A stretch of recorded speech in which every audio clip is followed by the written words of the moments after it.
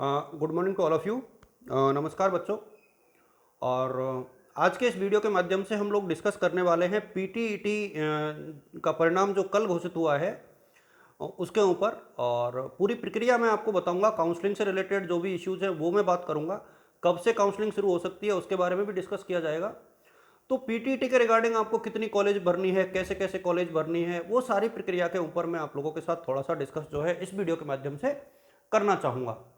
तो एक तो यह है कि पीटीईटी के जो रिजल्ट है वो उसके दो हिस्से हैं। एक तो 4 वर्षीय प्रोग्राम है बीए बीएड और बीएससी बीएड का, और इसके अतिरिक्त जो है एक जो इसका सेगमेंट है वो 2 वर्षीय पाठ्यक्रम है जो प्लान बीएड और प्लान बीएड का है, बीए करने के बाद और बीएससी करने के बाद। तो दो सेगमेंट्स में है ये। और इसकी काउंसलिंग चूंकि रिजल्ट आ गया है और काउंसलिंग से रिलेटेड चर्चाएं अब शुरू हो गई हैं।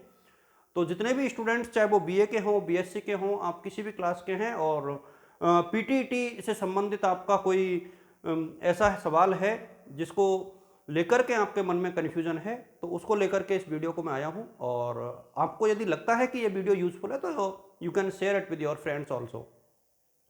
तो सबसे पहले तो मैं आपको बता दूं कि पीटीईटी में जैसा कि राजकीय महाविद्यालय डूंगर ने इसको कंडक्ट करवाया था और बहुत कम दिनों में यानी 8 तारीख को पेपर हुआ और आप लोगों का जो रिजल्ट है वो 29 तारीख को घोषित कर दिया। तो विद इन 21 डेज रिजल्ट जो है आप लोगों का डिक्लेयर कर दिया है। तो काफ़ी एग्रेशन दिखाया है यहाँ पर डूंगर कॉलेज ने और बहुत अच्छे से आपका परिणाम घोषित कर दिया है। अब बात आती है कट ऑफ के ऊपर, संभावित कट ऑफ। देखिए, एक तो इसकी रजिस्ट्रेशन की प्रक्रिया क्या होगी। सबसे पहले तो मैं काउंसलिंग में जो रजिस्ट्रेशन की प्रक्रिया है उसके ऊपर चर्चा कर लूँ। एक तो यह है कि अभी आप लोगों के फाइनल ईयर के रिजल्ट का वेट जो है चल रहा है और फाइनल ईयर के रिजल्ट का वेट अभी कुछ दिन और चलेगा। और जैसे ही फाइनल ईयर का रिजल्ट का जो पूरा इश्यू है वो दूर हो जाएगा, विभिन्न यूनिवर्सिटीज के फाइनल ईयर के रिजल्ट आ जाएंगे, उसके बाद ये प्रक्रिया चलेगी। हो सकता है कि उससे पहले यदि ये जारी कर देता है तो मैं आप लोगों के साथ पुनः आऊँगा और शेयर करूँगा कि किस प्रकार से जो ये प्रक्रिया होनी है। लेकिन सबसे पहला क्या होगा, आप लोगों को रजिस्ट्रेशन कराना होगा। सिर्फ 5,000 जो है 5,000 का एक रजिस्ट्रेशन होगा, टोकन एक प्रकार से होगा, चालान कटेगा आपका, जो कि ptet2021.com के नाम से एक साइट बनी हुई है। वहाँ से आप लोग यदि जाओगे तो वो ई मित्र वाले से आप लोग 5,000 का चालान बनवाओगे। वो प्रक्रिया शुरू होने के बाद, अभी प्रक्रिया शुरू नहीं हुई है इसकी। कौन बच्चे इसमें भाग ले सकते हैं, तो देखिए आप, कोई भी न्यूनतम अंक यानी मिनिमम जो अंक है वो डूंगर कॉलेज ने फिक्स नहीं किए हैं। आप जितने भी स्टूडेंट्स ने एग्जाम दिया है वो कोई भी इसमें पार्टिसिपेट कर सकता है, सारे बच्चों के लिए ओपन है। यानी काउंसलिंग में हर स्टूडेंट पार्टिसिपेट कर सकता है। कट ऑफ के ऊपर तो हम जिक्र बाद में करेंगे। सबसे पहले तो आप किसी भी प्रकार का मन में ये भ्रम नहीं लाए कि मेरे तो 180 नंबर ही है तो मैं तो पार्टिसिपेट ही नहीं कर सकता। यदि आपका एडमिशन नहीं होगा तो फीस रिफंड हो जाएगी। ऐसा तो नहीं है कि आपकी फीस नहीं मिलेगी। तो यदि आपको बीएड करनी है, यदि आपको बीएड कहीं से भी, चाहे 4 वर्षीय हो चाहे 2 वर्षीय हो, यानी कहीं भी 2 वर्षीय या 4 वर्षीय पाठ्यक्रम में आपको भाग लेना है, उसका हिस्सा बनना है, तो आपको रजिस्ट्रेशन कराना होगा। रजिस्ट्रेशन में के टाइम पे, at the time of registration, आपको चॉइस भरनी है, कॉलेज भरनी है। और मेरा यह मानना है कि कॉलेज भरने में आप जितनी स्मार्टनेस दिखाओगे उतनी ही संभावना रहेगी आपको अच्छी कॉलेज मिलने की। यदि आपकी परसेंटेज कम है, यानी किसी के माना कि 250 नंबर हैं और वो चाह रहा है कि वो उसे कोटा ही मिले, तो मेरा यह मानना है कि आपको 240 नंबर पे कोटा नहीं मिलेगा। आप जो अपनी प्रेफरेंस है ना, फर्स्ट प्रेफरेंस और सेकंड प्रेफरेंस, उसमें कोटा के बजाय आप लोग भरिए कोटा के आसपास की कॉलेज, तो संभावना यह कि आपको कॉलेज मिल जाएगी। यदि आपने पहली, दूसरी और तीसरी वरीयता में प्रॉपर कोटा की कॉलेज भर दी तो आपकी वो वरीयताएं खत्म हो जाएंगी, खराब हो जाएंगी, उसका कोई महत्व आप लोगों के लिए नहीं रह पाएगा। तो ये ध्यान रखें कि यदि आपकी परसेंटेज बहुत अच्छी है तो आप अपनी जो फर्स्ट, सेकंड और थर्ड जो चॉइस है वो ऐसी कॉलेज रखें जहां आपको वाकई लेना है। यदि आपके नंबर किसी के 400, 450 नंबर आ रहे हैं तो आप ओपन है, कोई दिक्कत नहीं है, आपका उस कॉलेज में हो ही जाएगा। लेकिन जिन बच्चों के नंबर जो है 300 से कम है, वो थोड़ी सी कॉलेज को भरने में सतर्कता बरतें, सावधानी बरतें। और चाहे आपके नंबर 180 ही हैं, आपको यदि बीएड करनी है, यदि आपकी इच्छा है तो आप 100% जो है उसको भरें। और मैं आपको बता दूं, पिछले कुछ सालों में सफलिंग हुई है, यानी काउंसलिंग के बाद भी कॉलेज चेंज होते हैं, कई बार ऐसा हुआ है। तो सफलिंग का जो ऑप्शन है वो आजकल आने लगा है, अपग्रेडेशन जिसे बोलते हैं कॉलेजों के अलॉटमेंट में, तो वो आजकल होता है। इसलिए आपको अधिकतम कॉलेज जो है चॉइस में भरनी है।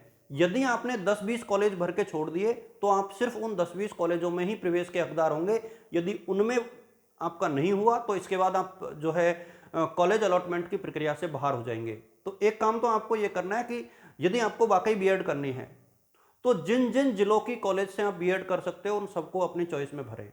जितनी भी कॉलेज हैं उसमें आपको ये नहीं सोचना है कि इस कॉलेज में मैं भरूंगा या भरूंगी तो कोई दिक्कत होगी। आपको सभी कॉलेजों में भर सकते हो आप, कहीं कोई भी किसी भी प्रकार का संकट, किसी भी प्रकार का इश्यू जो है नहीं है। गर्ल्स के लिए हालांकि थोड़ा सा मुश्किल होता है बाहर जाकर के पढ़ाई करना, लेकिन बीएड में आप जा सकते हो, वहाँ पे कैंपस होता है अच्छा खासा, हॉस्टल्स भी होते हैं उनके। तो बीएड में ऐसा कोई इशू नहीं होता कि आप लोग बीएड करें और आपको रहने में कोई दिक्कत आए या पढ़ने में कोई दिक्कत आए।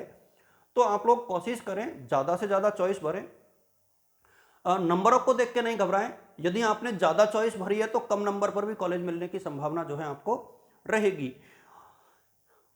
कट ऑफ की बात अब मैं करूंगा।